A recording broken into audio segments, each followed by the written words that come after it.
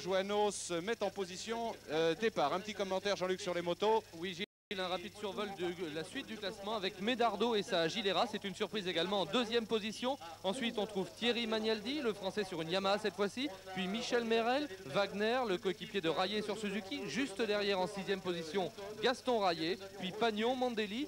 Pour se cantonner aux favoris, il faut souligner la 12e place de Gilles Lallet, tout près à 58 secondes. Il a été prudent. On trouve Orioli 15e, De Petry 18e avec la Cagiva, Neveu 21e avec sa Yamaha. Raymond Loiseau est lui 29e. Et oui, les prologues réservent quelques surprises. Les secondes ou même les minutes perdues pour Peter Ancel, 7 minutes 38 perdues. Vous me direz que ça se rattrape vite dans le désert, mais quand même, il faut le faire. Eh bien, les prologues, c'est la preuve qu'il faut les prendre très au sérieux. Ce qu'a fait bien sûr Stéphane Peter Ancel, malheureusement il a eu un ennui mécanique, il n'a pas de chance, il avait déjà 2 doigts de blessé, mais ça ne date pas d'aujourd'hui, et en plus des ennuis mécaniques, on a même vu sportivement Neveu venir lui porter aide, et non, c'est Gilles Lallet je crois qui lui a porté aide, absolument, mais Neveu aurait pu le faire. Et Picard bien sûr qui s'est arrêté, qui a perdu également beaucoup de temps et qui termine juste derrière 8 minutes 13.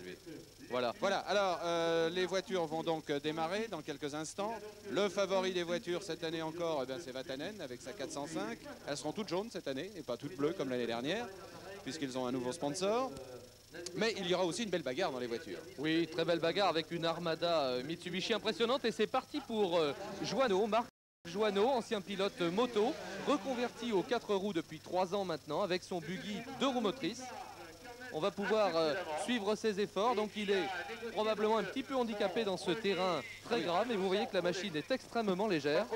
On les surnomme les araignées du désert, ces buggy américains venus du désert américain, tout là-bas. Donc ce sont des voitures légères qui comptent justement sur ce grand débattement des suspensions et sur cette légèreté pour compenser leur infériorité en motricité face aux 4 roues motrices. On se rappelle qu'en 88, Joanneau s'était très bien battu avec son buggy. Il a de petits moyens. Marc, il est soutenu par sa région de Dijon. Et c'est toujours un exploit pour lui que de prendre le départ de ce Paris-Dakar. Ici, on retrouve Hubert Auriol sur son buggy France Loto, comme l'année dernière, qui avait fait une très bonne première partie des Pharaons de cette année, vous vous en souvenez, et puis ensuite qui avait eu quelques problèmes. Oui, le problème des buggy, c'est leur fragilité aussi par moment. Auriol en sait quelque chose. Et Auriol espère évidemment, là aussi, sur ce Dakar, faire un très bon temps, d'autant qu'il possède, je crois, un nouveau moteur cette année. Oui, c'est un moteur Renault qui a été évolué, fiabilisé.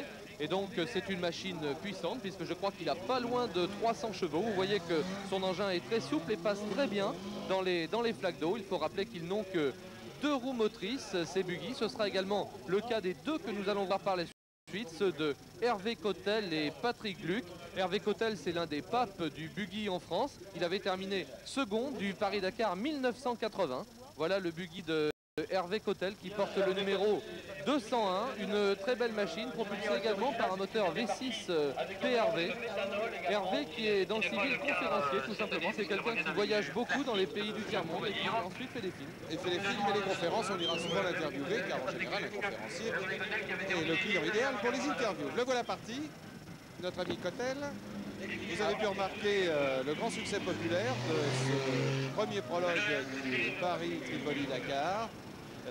Ici à Cergy-Pontoise, des dizaines de milliers de personnes très tôt ce matin sont venues. Alors que Cottel, c'est là qu'on voit quand même la difficulté pour un buggy qui est extra léger. Il a planté sa roue avant droite. Oui, certainement. Beaucoup de problèmes pour Hervé Cottel. Vous voyez qu'il a des ennuis de motricité. Il a été presque trop prudent dans cette première épingle et il a eu un petit peu de mal à s'extraire de cette fange. Il a donc un moteur V6 PRV alors que Marc Joanneau, lui, son buggy est propulsé par un moteur Porsche et Auriol par un moteur Renault. Vous voyez que même en buggy, il y a une disparité de marques. Vous avez vu également le travail esthétique sur la carrosserie du buggy d'Hervé Cottel alors qu'ici, ce prologue de 3 km 700 de Chevilly-la-Rue est évidemment dominé par la boue, vous l'avez vu tout à l'heure pour les motos. Un petit peu la savane aussi, coup de chapeau à ceux qui ont tracé ce parcours. On retrouve un petit peu presque déjà les images, si ce n'est le climat, parce qu'il fait tout de même assez frais, mais il fait beau en ce moment sur la région parisienne, ce climat, cet aspect de la savane. Alors là, c'est toujours... Oh là là là là, effectivement, il a d'énormes problèmes dans les virages.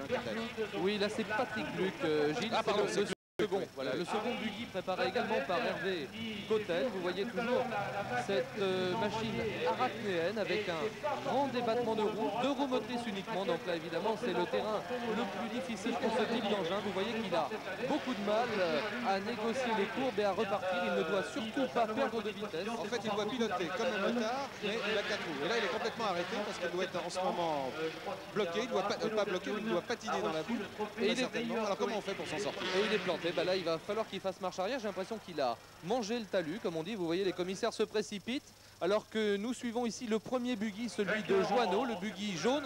Vous voyez que ces engins sont terriblement handicapés dans ce prologue par leur manque de motricité. Donc beaucoup de difficultés pour ces buggy. Les motards s'en sont déjà plaints tout à l'heure. Mais qu'est-ce qui peut motiver alors que Vatanen, non, Harry Vatanen, absolument. Je dis bien, mais oui quand même.